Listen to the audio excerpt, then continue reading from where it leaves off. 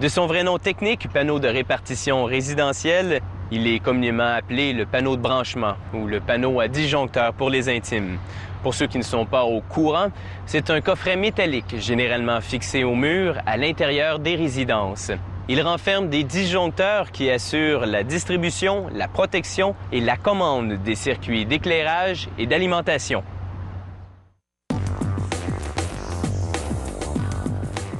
Ce panneau de répartition résidentielle comporte une quarantaine de circuits. Chacun possède un ou deux disjoncteurs qui alimentent plusieurs prises dans une maison. Au départ, une presse martèle un feuillard d'acier pour en façonner un profilé en U d'1 mètre de long qui fait partie de ce qu'on appelle le coffret, soit le boîtier principal du panneau.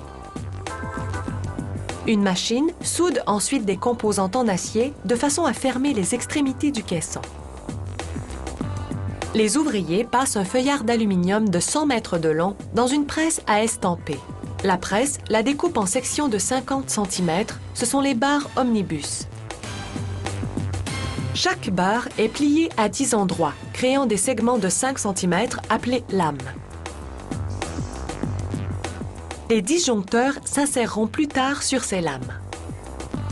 Ensuite, on place chaque barre omnibus dans un châssis en plastique pour isoler la barre omnibus et éviter les électrocutions.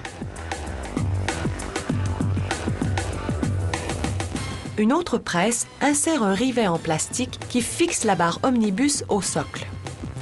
Deux composantes, appelées barres neutres, sont installées dans le châssis. Ce sont les barres neutres qui conduisent l'électricité du circuit à la prise murale. Passons ensuite au disjoncteur principal. Sa charge maximale est de 200 ampères. Si la demande dépasse la charge maximale, le disjoncteur se déclenche et coupe toute l'électricité dans la maison. On s'assure que le tout est bien fixé pour ne pas que les composantes se desserrent inopinément.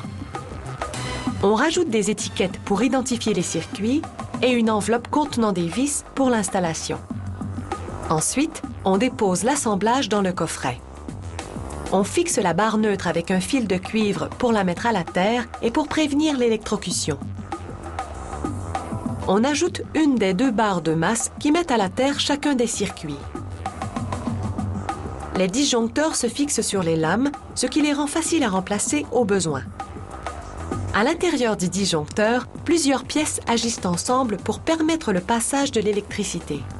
La borne de sortie constitue le point d'entrée du courant. Une machine circulaire, le robot A, effectue 16 étapes de l'assemblage. Une autre composante du disjoncteur est le bilame. Il déclenche le disjoncteur en cas de surcharge ou de court-circuit. Ensuite, le robot A soude un ruban d'argent, un métal conductible, à un élément appelé bras de contact.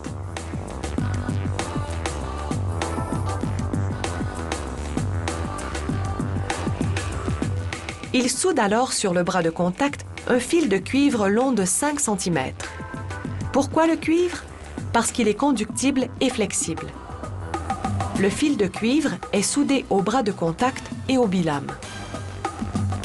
Il plie avec le bras pour rejoindre la borne de ligne. Ce contact permet au courant électrique de passer. Le robot A dépose ensuite les pièces soudées dans le boîtier du disjoncteur. Cette ligne de montage automatisée fonctionne 24 heures par jour, 5 jours semaine et produit un disjoncteur aux 3 secondes.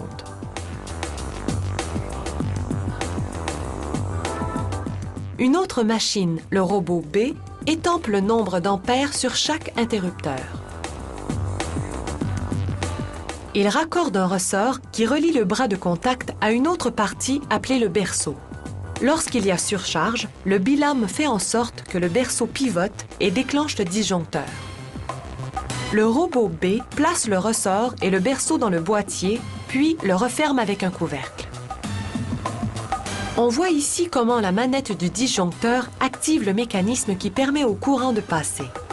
Si la demande énergétique dépasse de 35% la charge maximale, le bilame déclenche le disjoncteur et coupe le courant. On termine le panneau de distribution en posant la plaque de façade. La fiche signalétique précise les instructions et les normes de sécurité. Le panneau est maintenant prêt à être installé par un maître électricien.